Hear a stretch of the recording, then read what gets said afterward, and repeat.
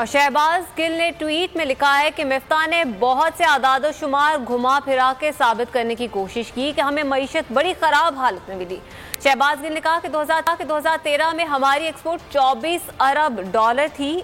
आपको बता रहे हैं शहबाज गिल की जानिब से मिफ्ता इस्माइल की प्रेस कॉन्फ्रेंस के रद्द अमल में ये ट्वीट लिखा गया है और कहा है कि बहुत से आदाद शुमार घुमा फिरा के साबित करने की कोशिश की कि हमें मईशत बहुत बुरी हालत में मिली।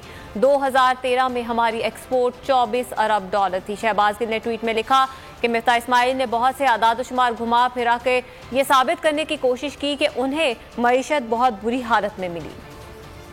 और शहबाज गिल ने ट्वीट में लिखा है कि मिफ्ता ने बहुत से आदाद शुमार घुमा फिरा के साबित करने की कोशिश की कि हमें मईशत बड़ी खराब हालत में मिली।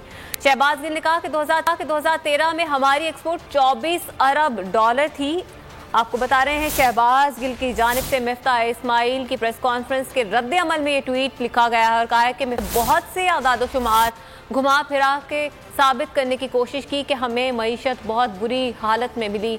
2013 में हमारी एक्सपोर्ट 24 अरब डॉलर थी। शहबाज गिल ने ट्वीट में लिखा कि मिफ्ता इस्माइल ने बहुत से आदाद शुमार घुमा फिरा के ये साबित करने की कोशिश की कि उन्हें मईशत बहुत बुरी हालत में मिली।